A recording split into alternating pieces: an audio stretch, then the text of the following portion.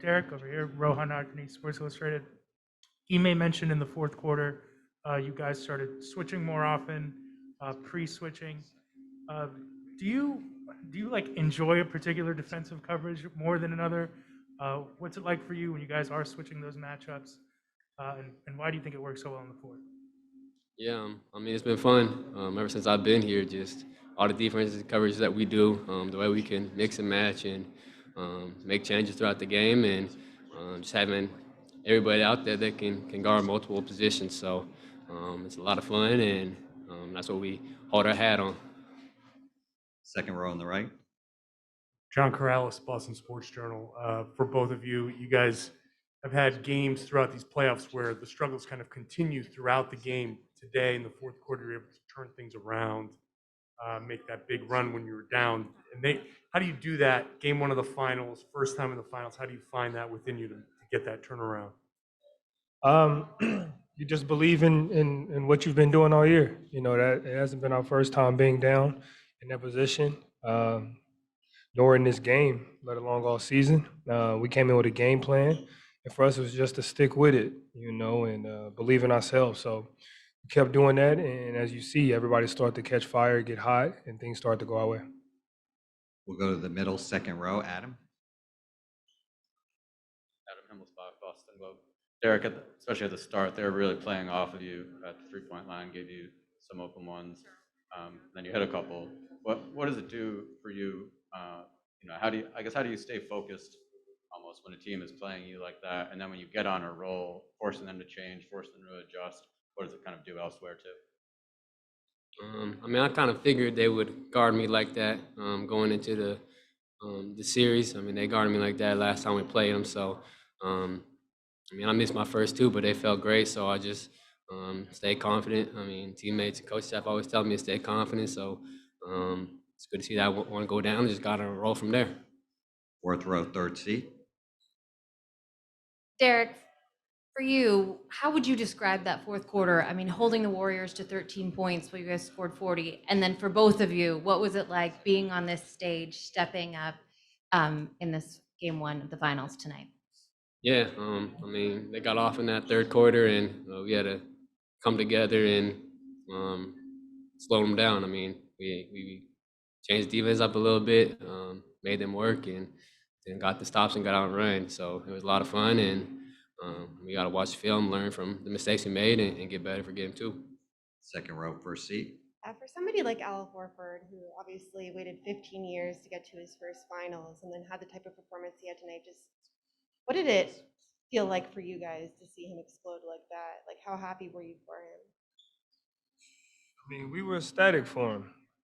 I mean, Al's the OG, man. He puts in the work, you know, and don't nobody deserve to be here more than him, you know, and the way that he carries himself professionally, the professionalism he comes into this game with every day, you know, we knew that it was only a matter of time for him to have a big game and continue to have a big game. You know, that's what he does. That's what he's been doing.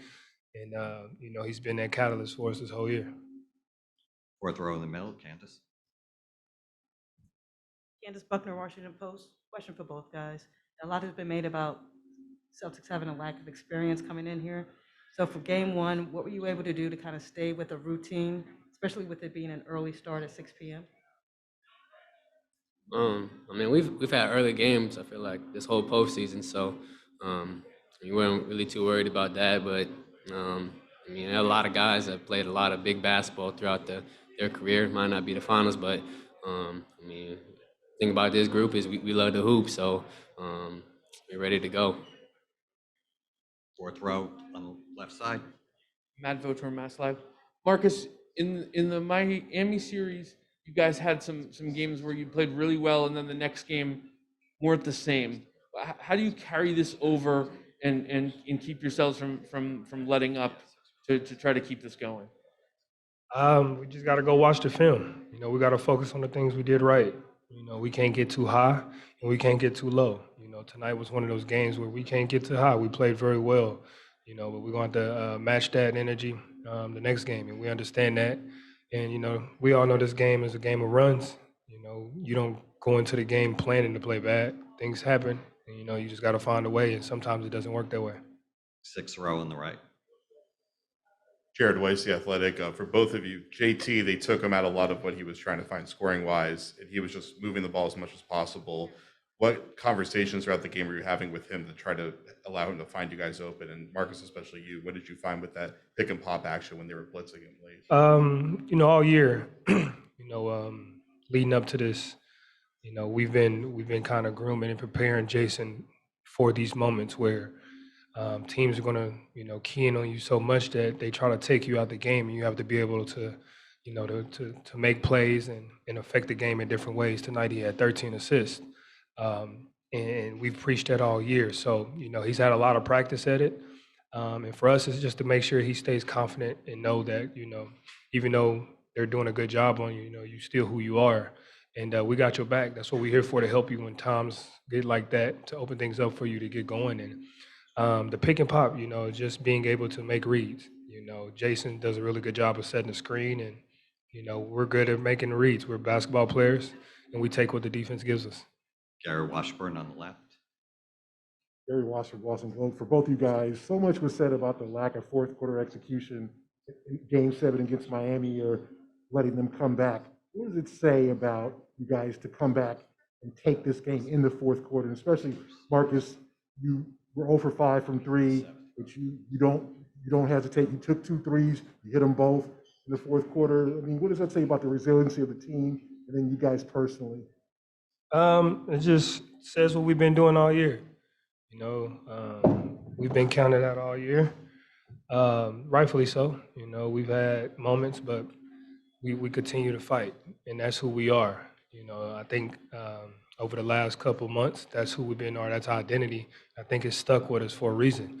So, for me, we have great players around us, and just got to stay confident. Like Derrick said, we're always telling each other to stay confident, because it's a game or two where we're going to need to help our team win. They're going to do a good job on Jalen and Jason and everybody else. So we have to be prepared, and that's what it came down to. We'll take 2 more questions on the far right, 7th row. For both gentlemen, Ryan Leong, NBC News Radio. You kind of answered this already, but what's the dynamic for you guys to play so well on the road? I mean, you guys, I believe, have a better road record than home record in these playoffs, and the Warriors hadn't lost a game at all in the postseason until tonight. The road is a time where it's just us. We come together as a group. We know it's just us versus them in their arena. So we enjoy playing on the road. It's a tough place to play, and a big game 1, and we just got to be a little greedy and try to get this game 2. Last question on the left. Hey, man, I got a question for both of you guys. Cameron Buford here, Los Angeles News Observer, by way of Voice of the Fans. Marcus, when you met Derrick and Team USA, did you see this from him, his ability to kind of step up and be a key player for you guys? And Derrick, Marcus Smart's development is, how did you help him with his development to get to where he's at right now? First of all, the first thing Derrick said was, "My name is Derrick," and that's it, when I first met him. But no, we definitely seen it. Derrick is, he played for a great organization. He played under a great coach, and we knew that Derrick understood the game the way he plays, and watching him play before we got to USA reminded myself a little bit of me. So, just instantly off the back, loved the way he played. And, coming into that when we were practice, he was never backing down no matter what. So, when you got a guy like that and me, and then a guy like Derrick, it's always going to be some battles, but it's nothing but respect there. And that's what's kind of been showing. He's every day he's done something new to make you go, that's why he's here.